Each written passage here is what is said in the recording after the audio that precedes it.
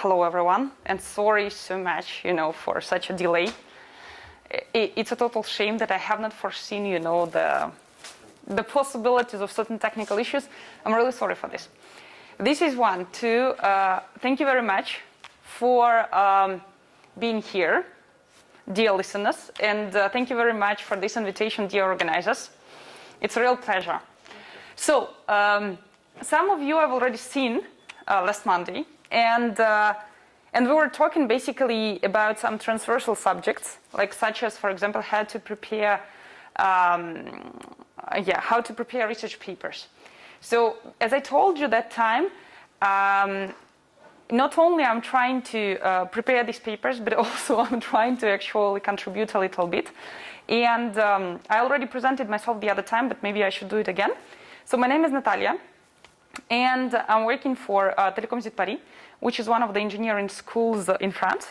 I'm not going to go further about these presentation details now, because right after this, let's call it research-related presentation, there will be another one which relates precisely to the presentation of the school and potential academic exchange opportunities. So I'm a faculty member there at Telecom SudParis, and I also have students. And my research interests, they go around software testing, and that is the reason why I'm really happy to be here to present a little bit of these things to you, and maybe to motivate you to study, deeper these subjects. So first of all, I'll tell you that I've prepared many slides, which I think that we will not be able to, go through today during this kind of short presentation. But you will be able to scroll them, and I will be able to scroll them maybe here for you. And if you have any other questions, comments, you would like to argue about it, you're always welcome to contact me, okay? So if we start by arguing, those who attended the lecture on Monday, you already know that I really like to search for certain definitions from different resources, okay? And so to start, we're talking about software testing, so software here is the first word, right? It's in parentheses, we will discuss why. And here it comes, this is the first keyword that appears in the title, so it's only logical that we would agree on what it is. Truly, you are computer science students, so you know that it's really hard to define what it is. This is what it says, the first slide, actually. So the point is that this is the first note or the first conclusion that we are about to make, is that in this presentation, as in the whole, in my opinion, software testing domain, there is no such a well-defined terminology that people could agree on. And it can happen that, for instance, you're attending a lecture from this well-known professor at a country X, that's at a university Y, and this person would call testing one thing, or verification one thing. And then you would turn to another person who is also, well-known expert in the related area, and they would actually disagree between themselves. Why is it? Well, you guys should be used to these kind of things, because it's a relatively new area of research, and people, they do tend to contradict, they do tend to argue. It's not calculus. Calculus has been established for quite a while. Software testing is being developed currently as we speak, right? So the most important thing is that people mostly agree on the fact that software testing is used to qualify the software, to certify the software. So that means to kind of assure the quality of it, okay? So when we are speaking about the quality, this is taken from the Wikipedia, okay? This picture. You might find it easily. That refers to the standard, which I'm pretty sure that you're familiar with, That has been replaced by another standard, okay? So that takes into account more like security aspects and things like that, the updated version. The most important is that to say when we speak about software quality, we take into account, like many aspects, right? And many metrics that they go along, and many parameters. What is also important to say is that Of course, we do assume that when we speak about software testing, software in parentheses once again, because it also applies to what we speak, it also applies to hardware testing, for example, that there is one person who implements, which is the developer, right, and the other one is the tester. And so our job is to help to the other one, okay? And so when we're going to do this, we might assume that our idea would be to stimulate the system and the test, or the implementation and the test, via some external inputs, okay, that they might be sent and generated by the context, which can be, again, another software, another hardware, a human it can be, and then observe the outputs here, and then to draw conclusions about the quality of the IUT or SUT. So, in this case, this is the part of the background, right, that we should, all of us agree on the terminology a little bit. So we would assume that testing would be the process of applying these inputs, observing outputs, and drawing the conclusions. So the test suite would consist of test sequences, or testing inputs, okay? And a test sequence, in fact, is a sequence of inputs, that they are to be applied to the IUT. And the conclusions that we draw, they mostly are verdicts, like, yes, this is okay, no, this is not okay. Also, together with the verdict, we can, of course, produce something like, okay, this is not okay for this very sequence, or for this very input. Obviously, you know this all, that we can do that manually, we can do it automatically. We would like to do it, of course, a lot automatically. Not always it is possible, so we do introduce humans and human power, you know. That's why we usually mainly talk about something in between, which is the semi-automated version. And we can speak about different assumptions, testing assumptions, such as, how much do I know about my system and the test? So maybe I know nothing, but I just have access to the interfaces, just like in the picture before. In this case, we might speak about black box testing. If I know everything about my system and the test, like I have the code, I have access to any interface, I can do like passive testing, observing the behavior. I can do active testing, just regular testing as we speak about, meaning applying and observing and drawing the conclusions. So I have everything. I know it all. I just need to conclude. I can also read the code, you know, go through it and so on. So in this case, we're talking about white box testing. Again, of course, this is the worst case scenario for test purposes. This might be the best case scenario for test purposes. However, in real life, generally, we are somewhere in between, as usual, you know. It stays a little bit fuzzy, right? So usually we are not binary, we are somewhere in between. This is one of the cases. There are various testing methodologies, okay? So you can consider like stress testing, like for example, I would put my system in the stress conditions, stressing conditions, let's say for the system and the test, and I will try to see how it tracks. Or I can try to put all my efforts to try to get the vulnerabilities that they are possible in this SUT. And in this case, I might speak about security testing. Performance testing, I would like to check how scalable is the software and things like that. So there is a lot that is currently developing, you know, actually all these areas of research. Oh, we will start with the first one, okay? Which is functional testing or conformance testing, okay? So, let's agree again that our job is to find functional faults, if present, or to say, no, there are no faults under these and these and these assumptions.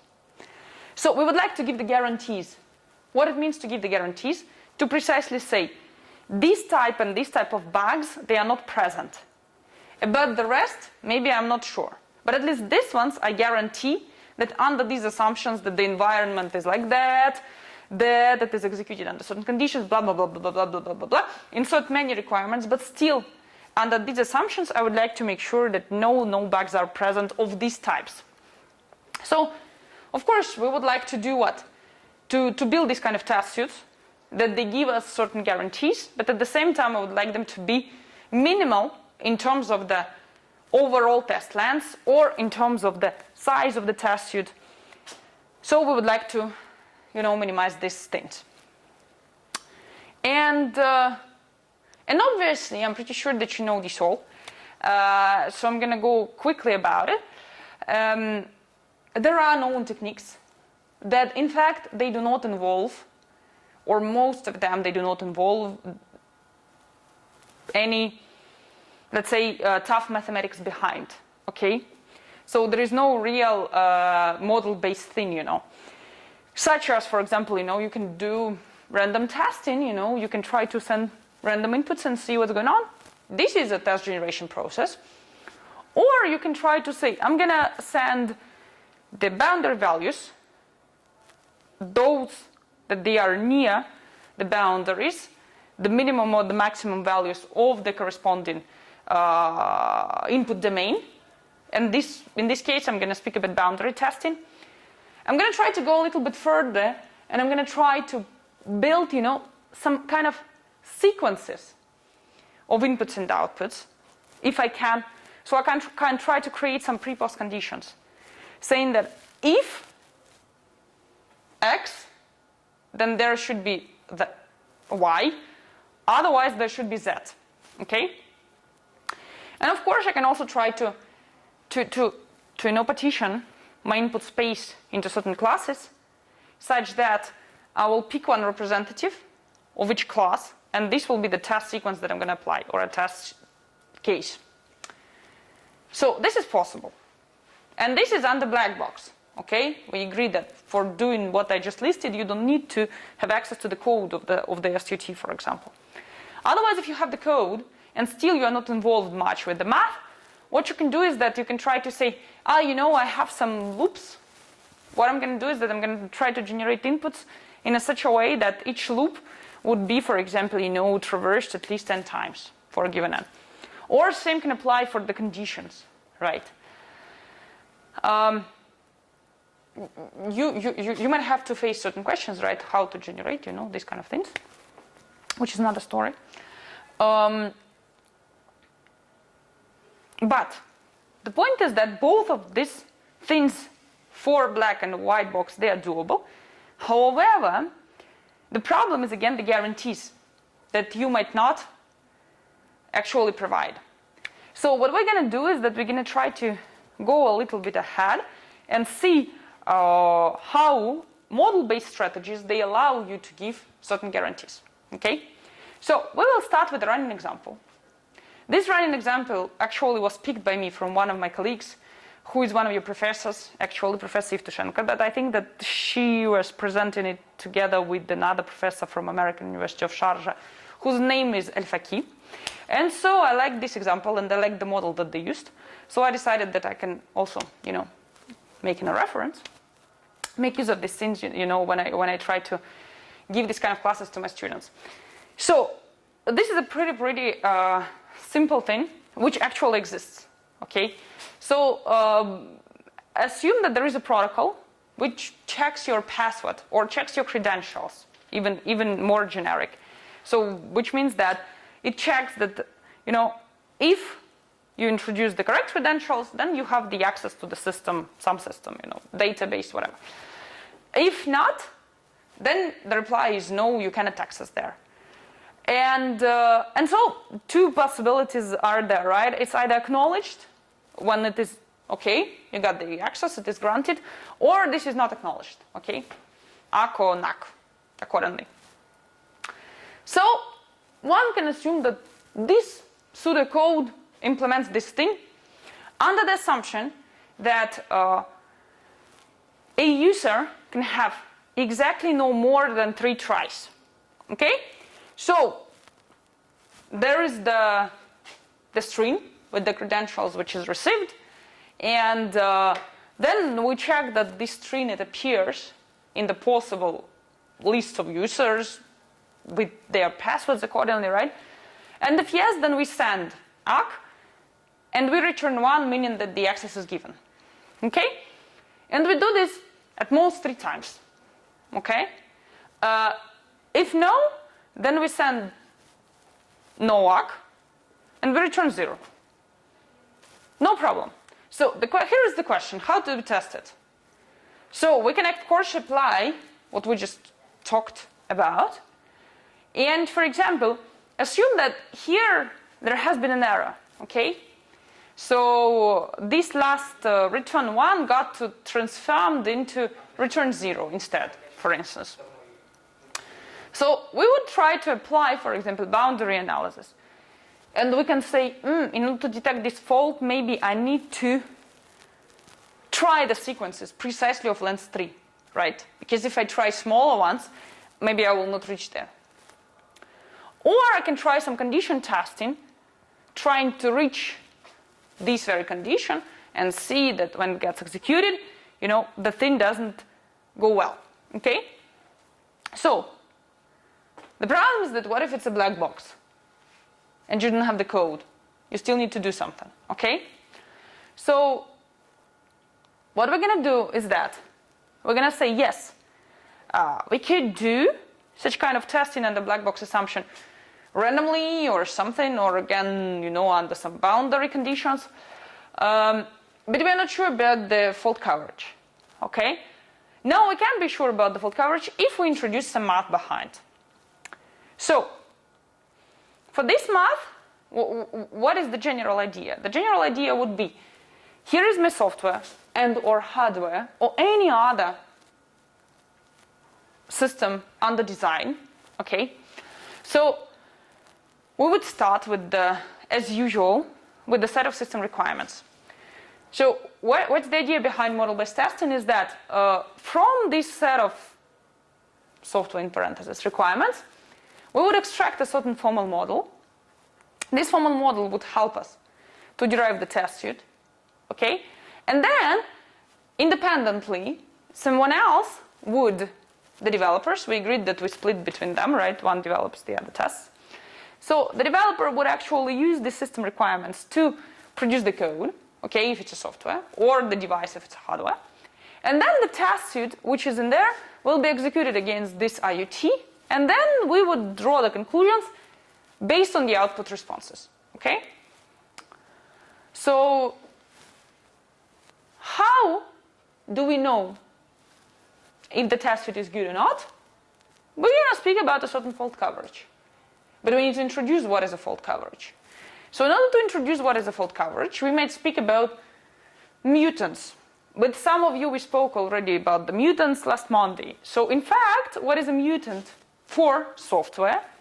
It is given, let's call it a golden implementation or a golden sample. We can actually try to change certain instructions, just like return 1 has been changed into return 0, and this is how the bug happened to appear in our implementation and the test. So we can produce a set of those.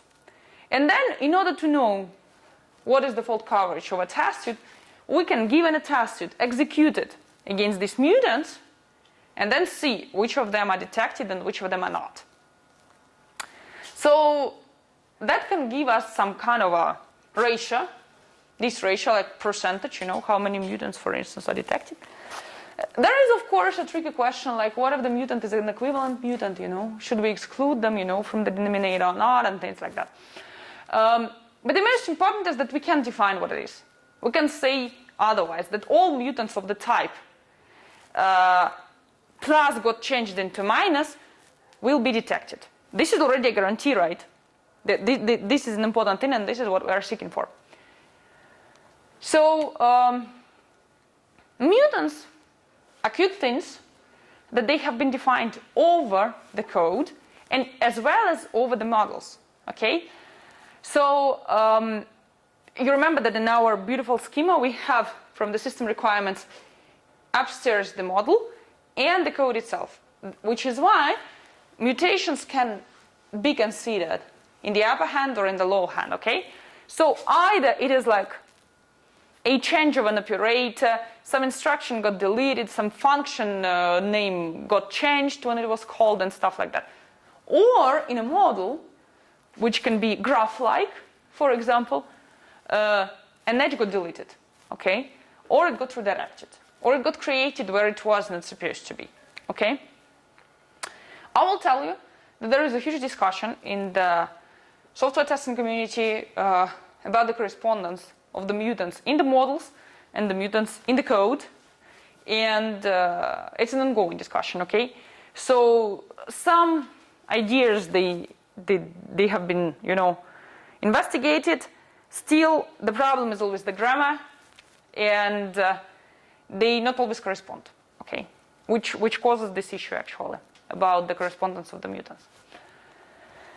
So for us, as a model, which you already discovered from the title of the presentation, obviously, would be a finite state machine. There are others, okay?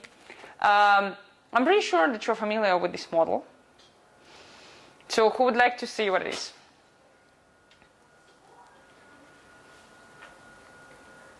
Go ahead, please, please.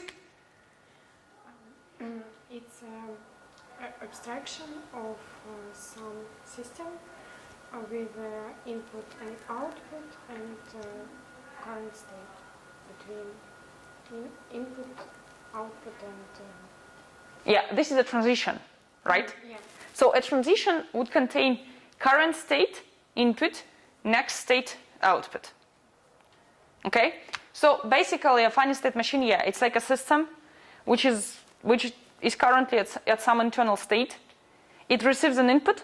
It changes a state, probably not, to another, which still we do not know, because, it's internal, and it produces an output. Okay? So, in fact, formally, a finite state machine would be 1, 2, 3, 5 tuple, okay? Where you have a set of states. We limit the possible states of the machine. We limit the inputs that cannot be applied, that they can be applied.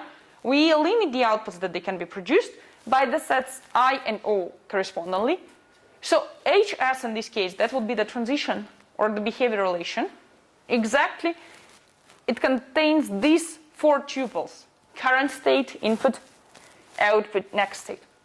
And so finally, you can also speak about a set of possible initial states. Okay, so you can speak about so-called initialized machines when you have only one initial state, which means that whenever it kind of means that this system has a reset button, which means you press the reset and your machine will always start in this very initial state, okay? Or it is possible that this thing is greater than 1, this cardinality of S prime. That means that you press the reset button and your machine can be in any state of the set S prime, okay? And so, yeah, this is for example a machine that has 2 states. I don't know if I can. Can I? No, I can't. Maybe whatever. So this machine, it has 2 states, 1 and 2. Okay, and how it works? If the machine was at state 1, it receives an input I, then it would move to state 2 imperatively, and it will produce O2. Otherwise, if it was at state 2, it will what? Receiving I will produce O1, and it will move to state 1. There can be different types of machines, okay? They can be complete or partially specified, which means that a complete machine requires that at each state, each input is defined, okay, in the behavior relation. A deterministic machine requires that whenever I'm at a current state, under each input, there is only one possibility to produce an output. Only one output can be produced, okay? And otherwise, it is non-deterministic. And finally, we can speak, when talking about non-deterministic FSMs, we can also speak about observable and non-observable behaviors. Observable means that a triple SIO uniquely identifies the next state, which means that given a current state and an input-output pair, I will always know my successor, S prime. If this is not the case, and I can actually split up from S to S prime or S2 primes under the same input-output pair IO, then this is non-observable behavior. I cannot observe it, okay? So these definitions, they seem to me pretty logical, okay? They follow the natural sense, if you want. And we come back to the example, okay? So you remember the beautiful example was this this PAP, this protocol that was accepting some credentials, and according to this, it was either giving the access or it was rejecting, the potential user. And we agreed that the user would do it no more than 3 times, okay? So this is the machine, precisely this very machine, I stole from the colleagues that I just recently mentioned, Professors Yevtushenko and Delfakim. And so they use the following notations, okay? So they are saying that being at state arc, I will either move to state open, meaning granting the access, if good credentials with the reply access given, which is represented by an input-output pair RAR plus SAR. Otherwise, the first bad credential is received, which means that I would move to the state. Let's try again, okay? And it will be my second try. That's why they call it try 2, I assume. And sun, which means no access, is produced. Same exact behavior can be here, and same exact behavior can be here. 3 times, no good. I move to state close. You can see that this machine is really partial, right? And you might see already that, for instance, at state try 2, only one input, which is RAR minus, is defined. RAR plus should be also defined. But this comes to the abstraction level when modeling our system and the test. So from the system requirements, I can extract either a very detailed specification or some kind of compact specification. So there is no mistake in this model. It's just an abstraction level, which it gives me this very model this way. So this is one of the possible FSMs for PAP. And so, now that we have this beautiful model, and we remember what was our job was to use this model and to provide this test suite TS that later on could be executed against our implementation, and then we could give certain guarantees, okay? This was our main goal. So we can do it. Let's assume. Now, because you remember that I told you that no guarantees, they come without assumptions. This is the story. You need to restrict something, you need to assume something. So for example, what if we assume that not only FSMs, they simulate the system requirements, but also they simulate potential faulty implementations, okay? And if this is the case, then only 2 types of faults they can occur. Either this is a transition fault or an output fault.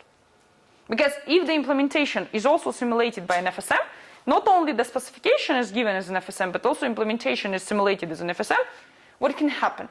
While implementing, from this FSM I was obtaining this FSM, and when I was doing this, what could happen? I wrongly implemented the transition, I redirected it. It was supposed to go here, I redirected it there. Or, I actually kept the transition correctly, but instead of IO, I placed IO prime. So it's not the correct output.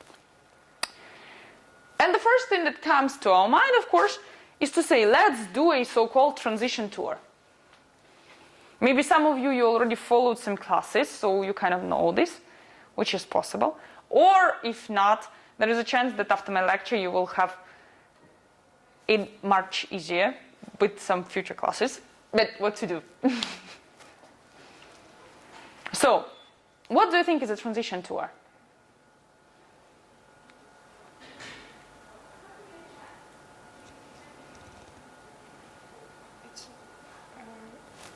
It's the smallest tour between one state to another state. Like a path. You want to say it's a path? Okay. Well, there is no, first of all, there is no request about the size. We did not say smallest at this point. Okay? So this is point number 1, and point number 2. It might be also a set of paths. Because sometimes, between 2 states it's okay. But in fact, the transition 2 of the whole machine, it means to kind of introduce for each state pair. Otherwise, in other words, you can say to reach anything from the initial state. Transition tour means to traverse each transition. That's why I'm doing a tour over my transitions, okay? Maybe this is one sequence, if I'm lucky. Maybe there are numerous. And sometimes also it's possible that to apply two sequences that they are rather short, maybe it's like more beneficial than to apply one very long sequence, okay? So this is another discussion. But you agree that the transition tour, what it does, it traverses each transition at least once. Maybe more, but at least once, okay? What do you think is the fault coverage?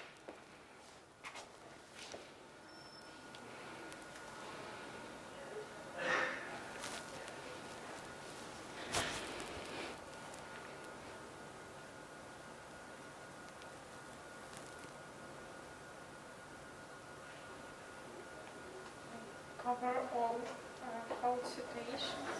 Yeah, you remember we can have two types of faults, right? So the correct reply would be each transition fault is detected, or each output fault is detected, or each transition and output fault is detected.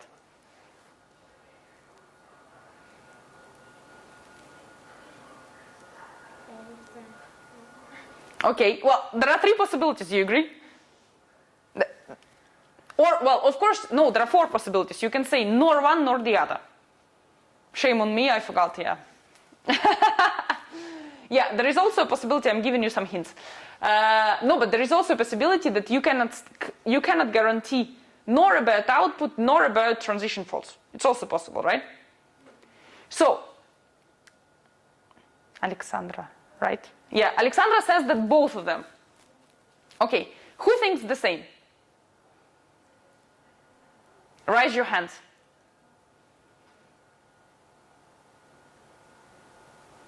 Okay, no. Who thinks that all transition faults and not sure about outputs they are detected?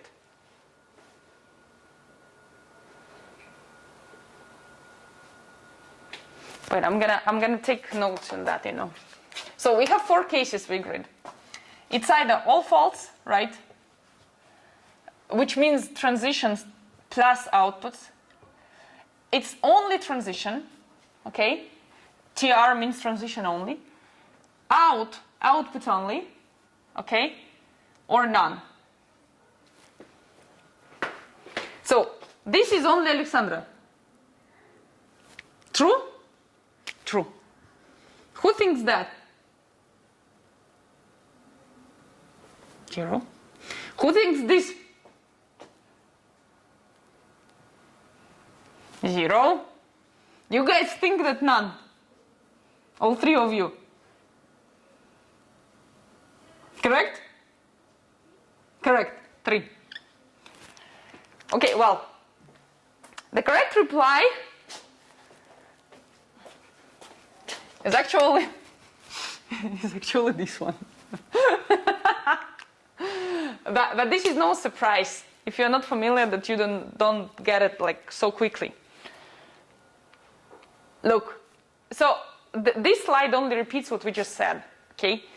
It shows the main idea of the transition tool, and it gives you an idea of the guaranteed fault coverage using this test generation strategy. So in fact, let's follow the example and we will see why, okay? So this is again our example. And then let's build a transition tour for this example. So, I mean, this transition tour can, for instance, include, it's really hard to introduce something else as a transition tool, but possible. I might assume a shortest one would be like that. RAR plus dot. This is the first sequence that contains only one input, okay? And the expected output reaction is SAR. Otherwise, it is rare minus, rare minus, rare minus. And the expected output reaction is sun, sun, sun. You agree that this test suite is a transition tour. By definition, it covers all the transitions, each transition is traversed at least once, right? Okay. So this is the set of expected output responses. Everybody agrees? Okay. Now assume, I don't know if you guys see it very well, but this is red, okay? This arrow is red. So this is to know that, no. Forget what I'm saying. Of course it is not. It is meant to be black, so keep it as it is. This is red. The output is red, okay? So the point is that assume that somewhere in some transition there has been an output fault. And let's be that a transition at state try2 under the input rare minus. So you remember that we were supposed to return sun in here. Instead, let's say that we returned SAR. Okay? But then, in the end, exactly, this is the implementation. While implementing, we made a mistake in here. Now, if we apply our test suite, the expected output reactions, we calculated them, they were like that. The observed ones, they are like this, right? Which they differ in the second sequence. Which output faults, they are indeed getting detected. Now, assume, I was planning to explain this to you in the previous slide, assume that this is what happened, okay? So the transition got redirected. So in fact, it happened to be a transition fault. The output kept to be the same, but the next state is different. Instead of open, we moved to close. We were supposed to give the access, but in fact, we confirmed that the access is granted, but we did not give the access in the end. In this case, expected output reactions, they do coincide with the observed ones. However, this implementation is faulty, which means that this transition fault is not detected. Okay? And this is bad for testing reasons. You see why the output faults, they are detected, right? Because precisely if it happens on the output, we will observe immediately the differences. But if it happens inside the system, which we cannot see in the state, in the box, then we do not know. But this is the bad news. But there are two good news. First, we still can give the guarantees. Output faults are detected. This is the first news, which is good. The second news, which is good, is that there is still a possibility to detect the transition faults as well. And this is my question to you. What do you think should we do?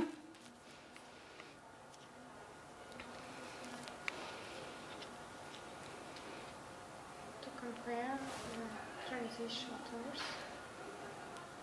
What do you mean?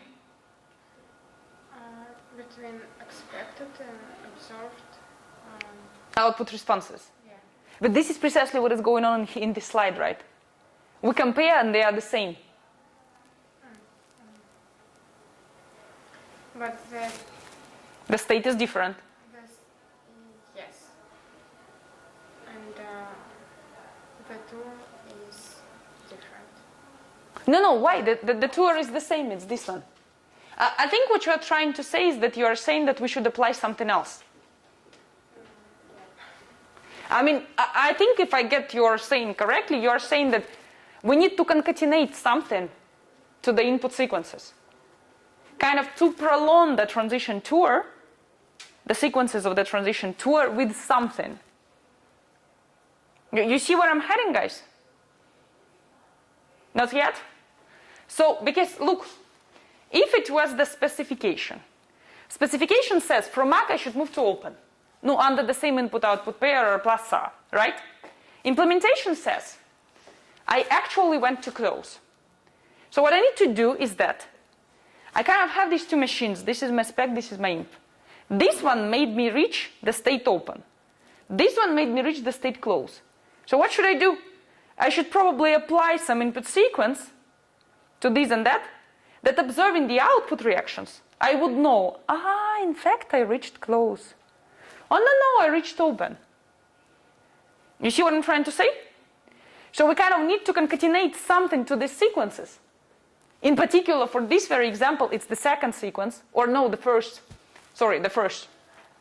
After R plus, we need to, append something that this something will let us know. But what did I reach in the end? Did I reach open as it was supposed to? Or did I reach close, which is in fact a mistake? You see? Okay, this is good. Well, too bad that in this very machine, no inputs are defined, nor in open, nor in close. So we cannot actually do something like that. And here, so what are we going to do? We're going to play with our specification, and we're going to make it complete. Okay? This will be a bigger spec now. So for example, we will say, if I want to apply something else at open and close, and as well as at other states, for example, in here in try 2, we will say, but if R plus is coming, what should I do? I should move to open and I will produce R. Okay? And things like that. This already will let us apply something at state open and at state close to try to, and here it comes the correct word, distinguish between them. I need to distinguish between the states. Okay? So this is the general schema. It comes in here. So this is how FSM-based testing works. This is the main idea. I need to reach a state. Let's call it S. I need to traverse a transition and check the output, which will take me to the state S prime. And then I would like to assure that I reached S prime and no any other state. So I would like to distinguish the reached state S prime from any other possible states. Okay?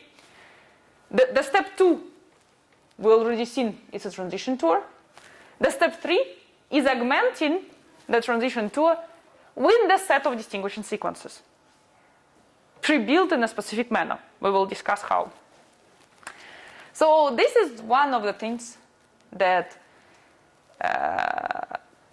lays as a big like background for all the FSM-based testing techniques.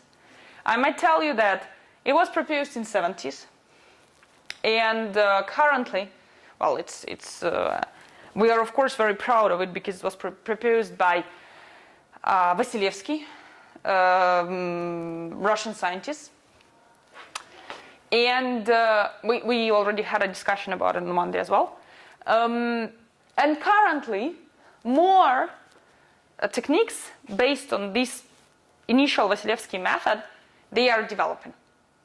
What do they concern? They concern different types of specifications. For instance, maybe the specification is not complete but partial. What do I do? Maybe the specification is not deterministic but non-deterministic. And many other things. Plus, among others, people, they try always to reduce the test suite, preserving the fault coverage. If we have time, I will try to show you certain things that they are done for different reasons exactly, as modifications of this general idea. Okay? So, important note is that in order to introduce a test suite with a guaranteed fault coverage, one needs to introduce a notion of a fault model. So, fault model, it's a triple: specification, conformance relation, and fault domain. Specification, we already agreed with you, this will be a finite state machine. It can be of different types, whatever. We will start with the most simple case, which is deterministic complete. And we will put more restrictions on it, by the way. Conformance relation. What it means, the conformance relation? Conformance relation, it serves us as an oracle in some sense, which means that we already used it, but we didn't even, know this. We were saying, this test suite is good or not because it detects or it doesn't detect the fault. And by detecting, we meant that the output responses, they exactly coincide with the expected ones. Okay, the observed, they coincide with the expected. Not necessarily like that. Maybe I would like to say the observed should be included in the set of expected. And in this case, we might speak about a reduction or inclusion relation. Okay, so this can be not necessarily equality. Okay, this at symbol. And finally, we need a fault domain that represents potential faulty or no faulty implementations. Okay, like for example, for us, we just spoke about the fault domains such as all the mutants of our machine that contain at least or exactly one output fault. Okay.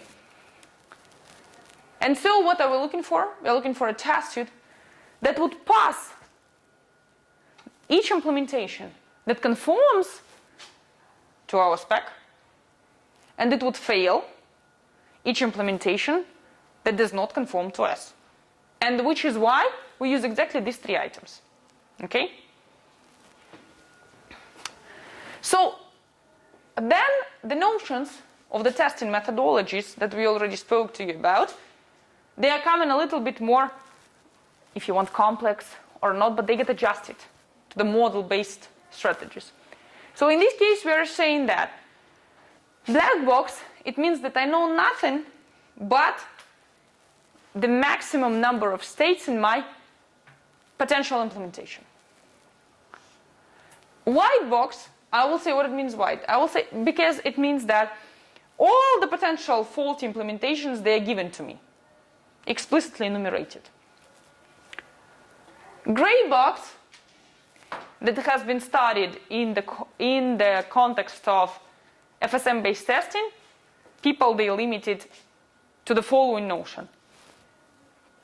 All the possible implementations from FD, they are submachines of a big and non-deterministic machine, which is called in this case a mutation machine. So the task generation strategies, as we already agreed back in here, we said they rely on traversing transitions and distinguishing states, right? To distinguish the states, you need distinguishing sequences. So we will introduce now the notion of a distinguishing sequence.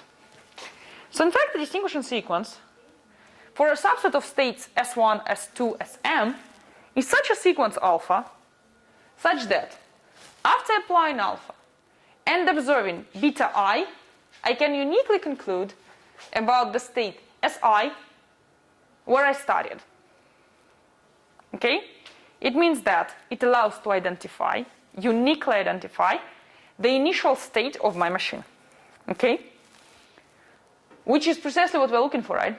We said that we reached either close or open, and we would like to apply something to make sure that did we reach open or close? So we want to apply something to identify, to distinguish between these two states. But in a more generic case, not necessarily two. There can be many. Okay? This is precisely in here. On the picture you have M. Okay? M possible states. I told you that we will have to introduce more restrictions, and we will not go into details, you know. You might think why these restrictions, and of course you will find the reason why they are there. But not only we will request our specification to be complete and deterministic, we will also request it to be connected, which means that, you will see why we need this, of course, which means that, or sometimes we call it initially connected, which means that from the initial state I can reach any of the states, which kind of makes sense, right? Because otherwise you will not be able to traverse some transitions. It should be so-called reduced, or minimal, which means that each state pair should have a distinguishing sequence. Okay? Which is also kind of logical, because how would you like to distinguish each state pair or each state from any other state if you can't, right? If there doesn't exist such a sequence. You can keep looking for quite a while, but if it doesn't exist, you know, good luck. And I will tell you these things also. Those are small nodes on this Vasilevsky or W method that it returns a polynomial length if the maximum number on the implementation states does not exceed that one of the spec. Otherwise, it grows exponentially with respect to this very difference. Okay? So, we already augmented our specification. All good. And here it comes the question. Because we said that, you see it's initially connected, right? You can reach any state. It was since the beginning initially connected, so all good. Now it's deterministic. It's complete. We made it complete. Now the question is that, is it reduced or not? So here is the question, here is the model. Please give me your reply.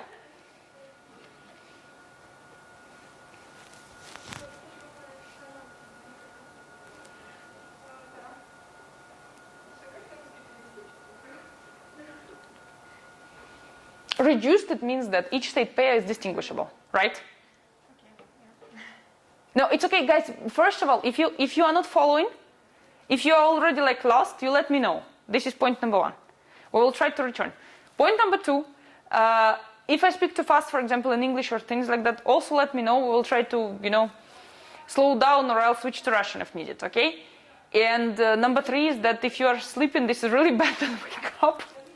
I know that it's like the evening and stuff, but still we have things to go. So, how would you reply to this question? No, I mean, because you know nothing but the definition, you will have to check by definition. So, you need to take any state pair and see if it can be distinguished. Okay? So, you will reply to me. Okay, it is reduced. And this state pair has this distinguishing sequence, this state pair has this distinguishing sequence, etc. Or you will tell me, no, it's not reduced. Because here is at least one state pair, you remember one counterexample is enough, one state pair that cannot be distinguished.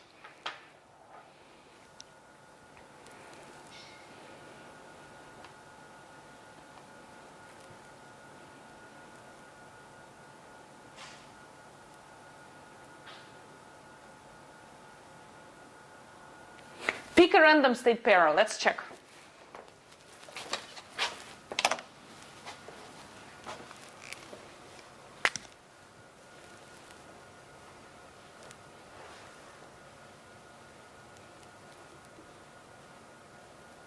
So from RAR plus to...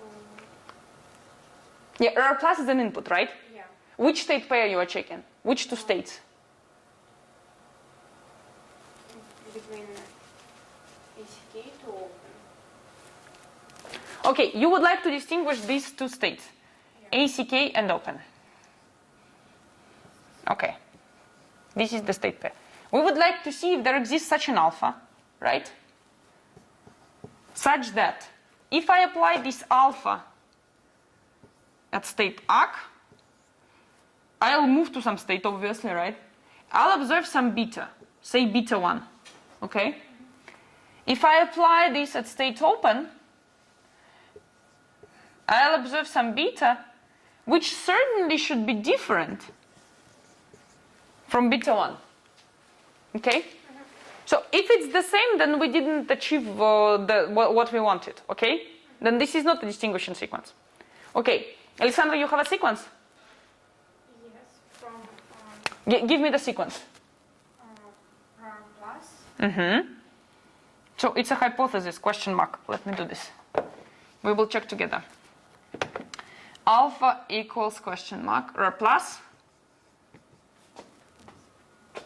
Or I need to say another. If you want, because if it's enough, one single input, it's good. But if you need more, continue. No, it's okay. It's okay for RAR plus. Let's see.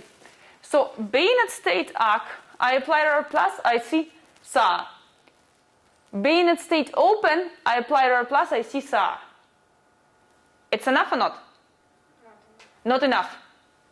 Because for the moment, they are actually precisely the same, right? Yeah. The output reactions. So maybe we need to prolong. Maybe we need to append something around.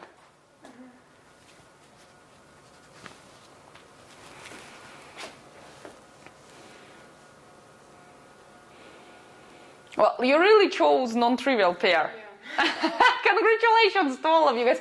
Guys, you too, you should be more active, you know. In any case, if not, Alexandra, the next time she will put you on spot, you know, and you will not notice. So, let's try another.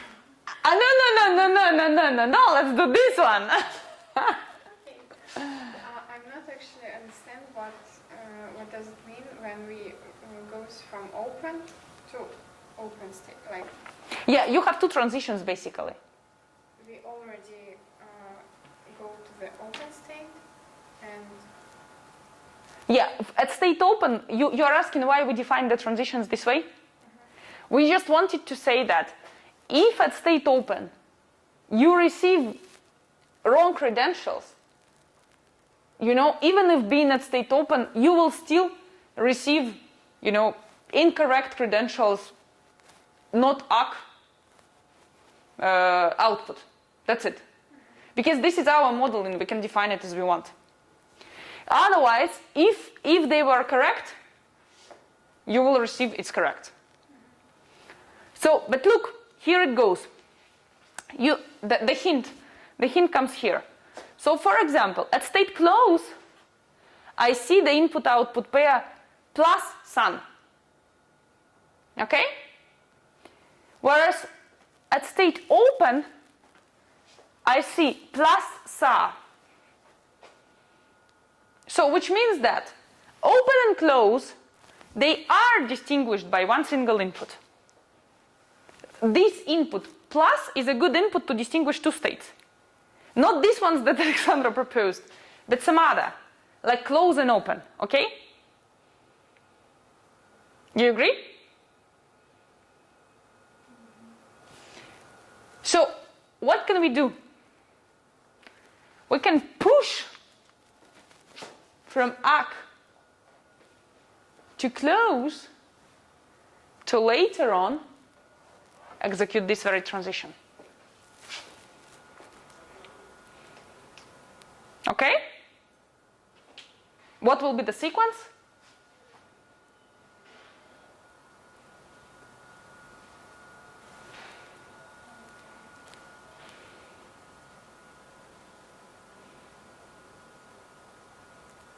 So I'm going to apply something to reach close, and then I'm going to execute plus sun.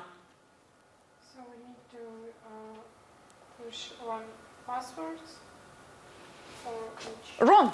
Exactly.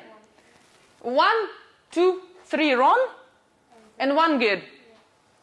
Because in here, at state open, if I do 3 times run, I will not see the difference. But then I will do write, and I will see the difference. So in fact, for this state pair, alpha would be minus, minus, minus, plus. Is that true?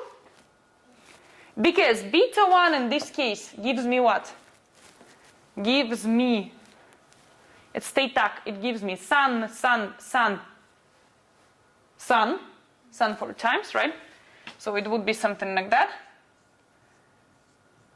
While beta 2 would give me, if I'm not mistaken, sun 3 times and sa once.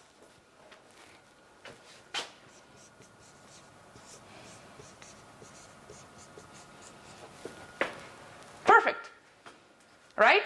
And you see that I could not have stopped in here, for example. Because the reactions, they would be identical. Okay? Okay. So the point is that you can see that using the same maneuver, you know, you can try to distinguish each state pair. You just need to push this state pair, one to open and the other to close. Okay? For example, can you guys distinguish between try 2 and try 3? Another state pair. Try 2, try 3. Can you find such an alpha?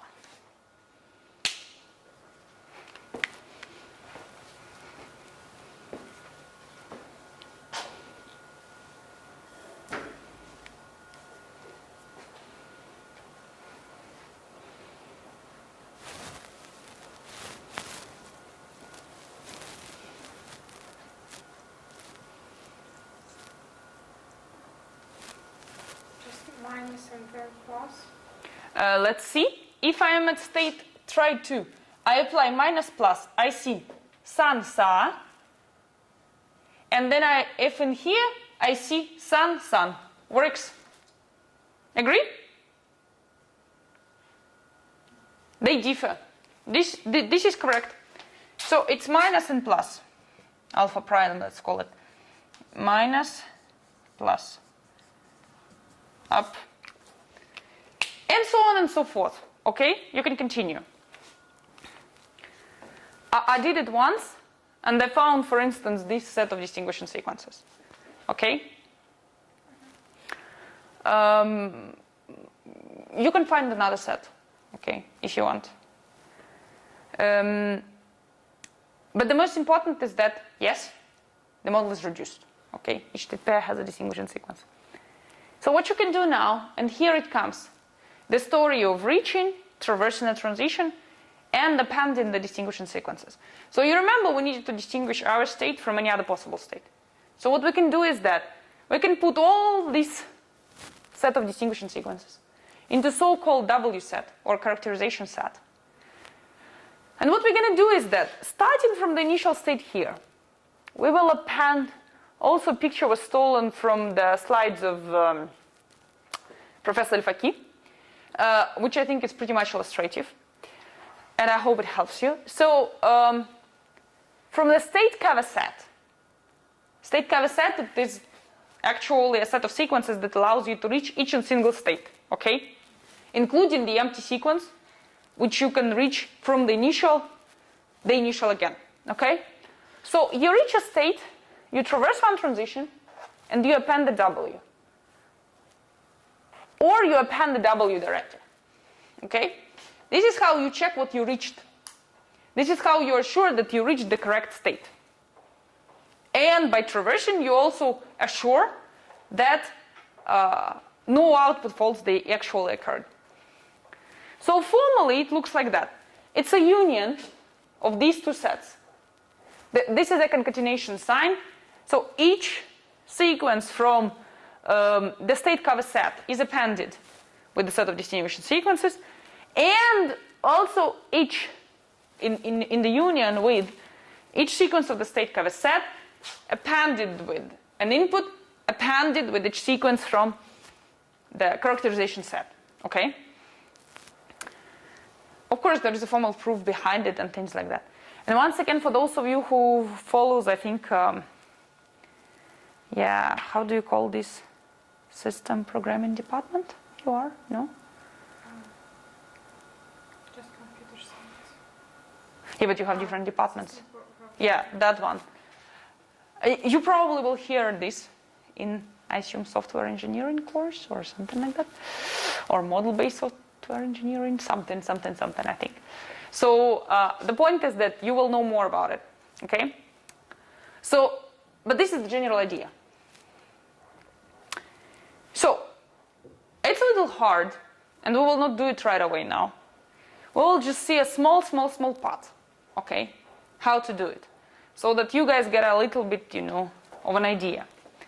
So, we reach a state, for example, I will probably erase in here.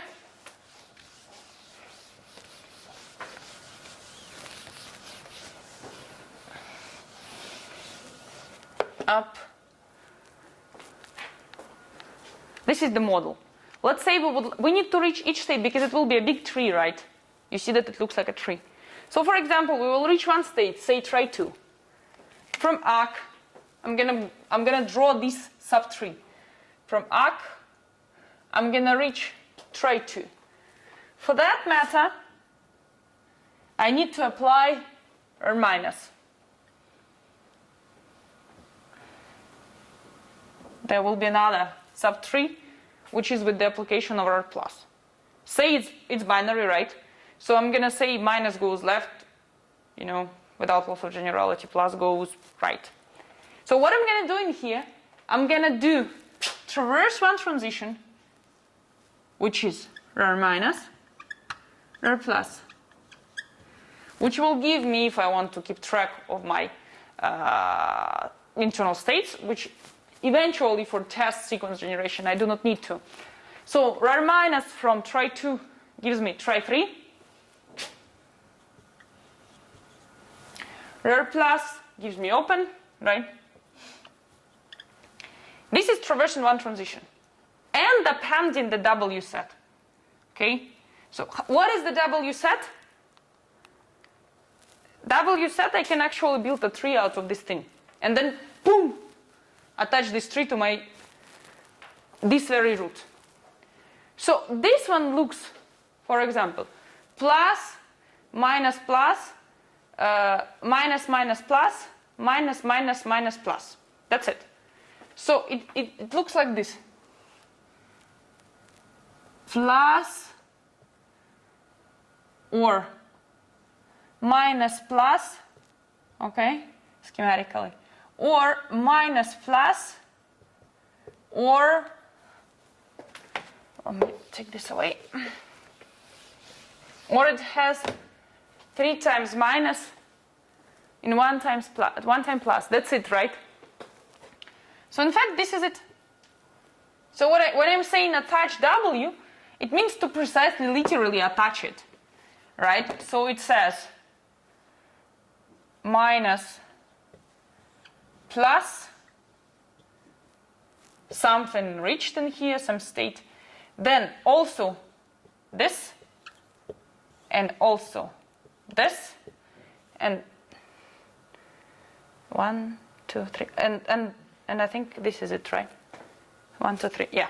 Okay? So this is the step. Traverse 1 transition, attach W. I need to attach the same W in here as well, okay? And I need to attach the W to the rich state as well. You see? Here. So, as you can see, the cool thing about building it as a tree is that overlapped path, we will not redraw them again. So you see that W is actually appearing in here. If I want to attach W in here, what is a W? Up. This is my W, isn't it? Minus minus. You see, it's already here. So eventually, for this very thing, I didn't have to attach anything. It's already there. Sorry. Okay? So, in this case, what are the test sequences? There are many dots, right? It's just a very small thing. You need to continue building it. But for instance, I see a test sequence, which one? For example, from the root to the terminal node, such as minus, minus, minus, minus, minus, plus. Okay? And there are many others that you just build by, do the traversion of the tree. Okay?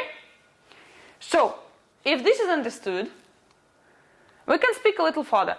You can try practicing it, and you can continue doing this, okay, for your fun. And you will see that our fault, which was not detected before with the transition tour, you remember this was the redirection of this transition, okay? It will be detected. And I also showed you some other, which will also be detected. And you can try many other faults, and they will be detected, if they are transition or output faults. And this is what is a guaranteed fault coverage. And this is what is cool about model-based testing, okay? So, you can check that they get detected, okay? So, the point is that, which I wanted to show you just a little bit, is that you can try to reduce the test lengths, okay? This is what we were talking to you about, that current research in this area, it concerns minimizing the test suite, reducing its length, and considering various specifications, okay? So one of the possibilities to reduce this test suite is, in fact, instead of appending a huge thing in here, a tree, append just one single sequence, okay? Boom. This sequence would be a distinguishing sequence, okay? That distinguishes all states at once, okay? Of course, if there such a sequence exists, you can replace the W set, the characterization set, just by this sequence, right? There are methods how to build it. And these methods, they rely on so-called successor tree, where you unroll the behavior of your machine, and you are trying to truncate this tree somehow. under certain conditions. Well, there are the conditions to do so, and there are necessary and sufficient conditions when this sequence it exists or not. Using these strategies, we will not go into details in here, but I will just tell you that here is the thing. Even for deterministic machines, it can be p-space, it is actually, in a general case, p-space complete of a problem to check the existence of a ds, okay? And this ds can have an exponential length with respect to the number of specification states, okay? So this is, if you are lucky and you can check fast and you can build it fast and it is short enough, then it's good. If not, you're unlucky, you need to look for something else. And this is once again the reason why people, they keep looking for other solutions, okay? So basically many of the research directions currently, they are about this thing, exactly. The red W thing to be appended, okay? And there exist different techniques. So for instance, one we just briefly sketched, it's a DS method, when instead of this red thing, you attach one single sequence, which is a distinguishing sequence for all set of states, sorry. There are others. For instance, you can say, I will distinguish this very state from all others. But I'm not interested in another sequence that distinguishes some other state pair, okay? So in this case, we are talking about unique input-output sequence, and this is another test generation strategy. You can say, but I'm not interested maybe in one single sequence, but I'm interested in a set of sequences that they distinguish this very state from all others. And then I can introduce some more restrictions on these sets that we might call state identifiers, you know, on their intersection between the prefixes. And under certain conditions, I can again guarantee the fault coverage, but shorten much the test length, okay? And in this case, it is called HSI, Harmonized State Identifiers Technique, okay? And this is one of the papers which already, it's like more than 10 years ago it was published. This picture I stole from there, where in fact, if you're interested, you can find interesting results. It's a little bit of tautology, sorry. It's a survey which has experimental results, where you have the presentation of various test generation strategies, let's say W-based, FSM-based test generation strategies, with some experiments, okay? So there are more experiments, okay? It's just that this is one of the most representative ones. For me, I would say when we are talking about the length of the test suite, okay? So you see, for instance, UIO, they behave really well, you know. W, traditional W, it behaves, you know, the worst. And then in the middle under certain conditions, okay? So this is the story. And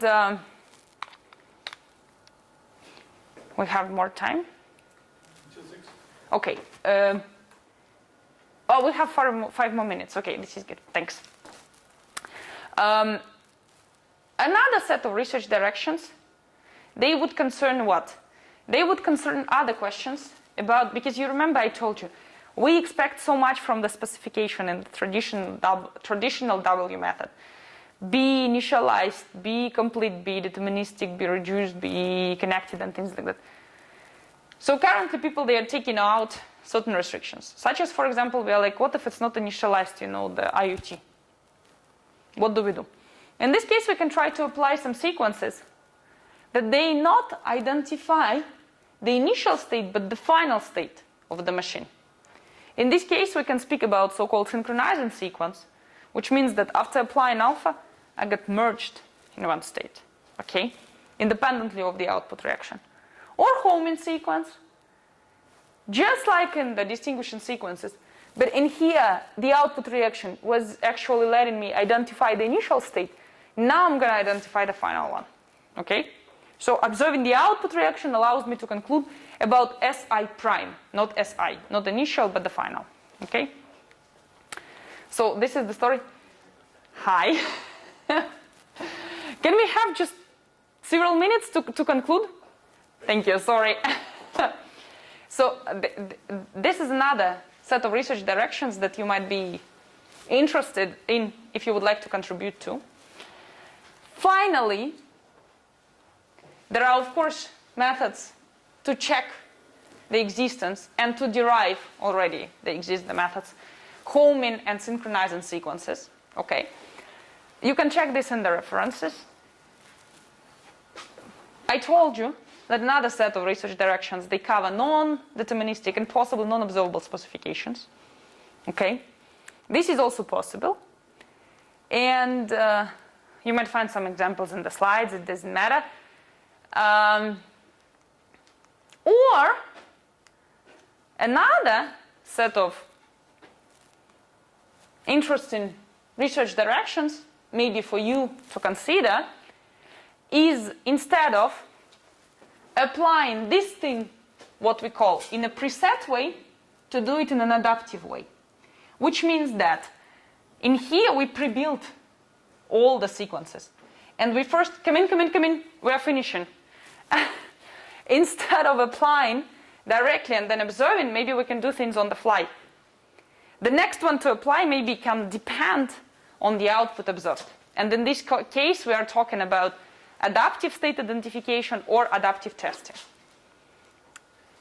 So this is another thing which you will also find in the references. And finally, which we did not touch at all, it's like also a huge area of research, is so-called non-traditional finite state models or non-classical. When, for example, you can have predicates and you can say this transition gets executed if and only if the predicate evaluates to true. Okay? This is one of the possibilities. Or you can say, but, there can be some timeout which is associated to a transition. And in this case, you can speak about time machines. Or you can test when the specification is not just a single machine, but a composition of those. And so on and so forth. So this is not covered in the slides at all. And this you might need to go a little bit deeper to seek in the literature, of course. But I'm just teasing you a little bit, saying that, once again, there is an ongoing research, and there is a lot to do. So I invite you to contribute as well. Some references for you, dating from 70s and to recent years, and recent months even. You've seen here, I'm listing some conferences that they are highly ranked, that you can actually check them and find some interesting results in the related area. And this is where I concluded, would conclude if this thing would work. So thank you very much for your attention. And if you have any questions, I think that we can do it after, or we can do it offline. You have my contacts. Okay? Thanks a lot.